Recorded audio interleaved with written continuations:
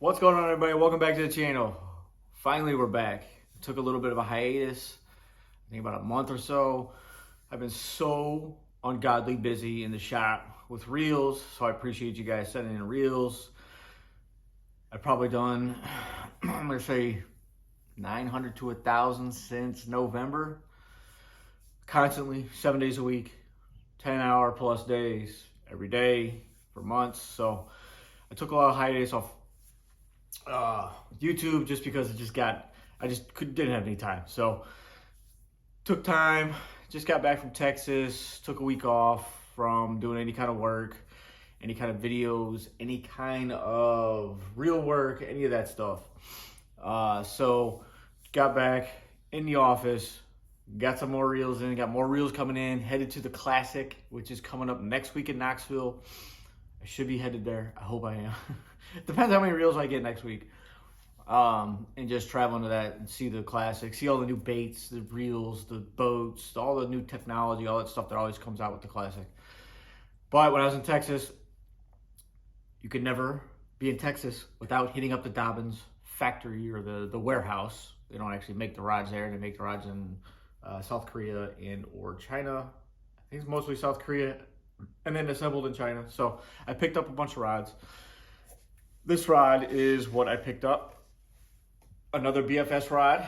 This is the Sierra SUF 701C. This is the 1-power rod. I think this is probably the best all-around BFS rod for beginners, just because it offers a little bit more versatility than the 700, the 0-power, which I have over here. It is very tiny. I probably should have gotten another one, just because I'll probably use these a bunch. I've got 701 DXs from back in like 18 years ago when they first came out. Amazing rods, but these are, I would say this is a little bit lighter.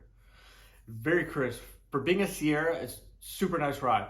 The components now, compared to what they were 15, 16, 17 years ago, are so much better. Blank-wise, material-wise. So this has the full blank all the way to the tip. It does not have the carbon tip like the 700 does. So here are the specs on this rod. This is a 701, so it's a 1-power, 1-piece, 2 to 8 pound line, a 1/16 to 5/16 of an ounce, or 1.5 to 8 grams. This is a light, fast action, ultra finesse casting. So you have that guy, a sleeping bag that I haven't put away yet, opposed to the 700 0-power, 1-piece, 2 to 8 pounds, so same line, 1/16 to 5/16, 1.5 to 8 grams, light, fast action, ultra finesse casting.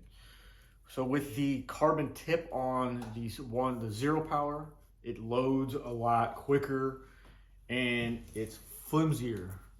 So it loads lighter stuff easier. So you can go a little bit lighter than what it says, 1.5 grams. You can go down to 1 gram on that if you really wanted to. But for an all-around rod, I would definitely go 701. If you want to throw turds, Ned rig, if you want to drop shot with that rod, it'll allow you to do it. This is going to be going in the boat, and it's going to be my buddy's rod.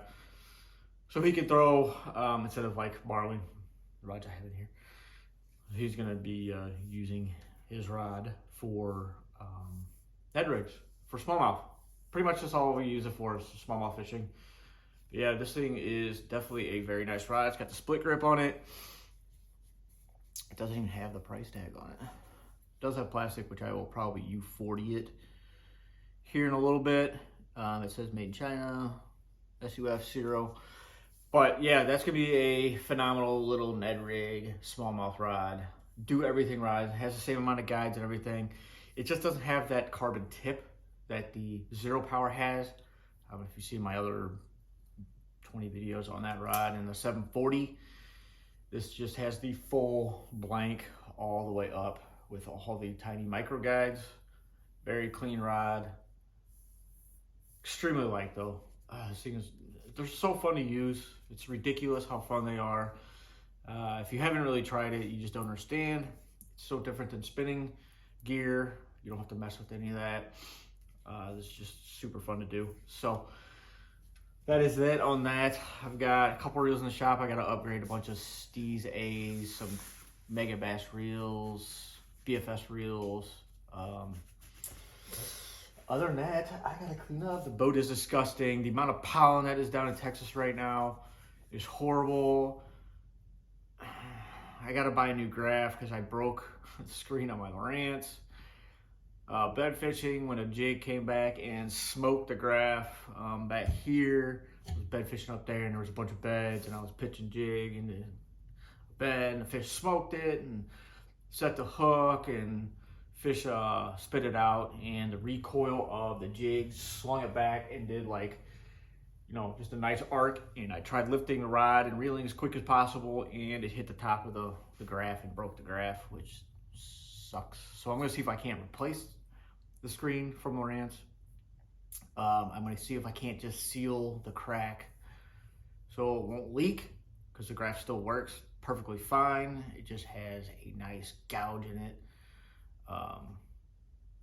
And then it's cracked on the side, so see if I can deal with that. If not, I'll just go buy a new one, which sucks, but it is what it is.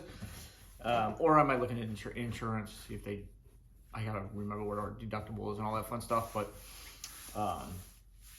it is what it is. It's stupid, but so I gotta get another graph.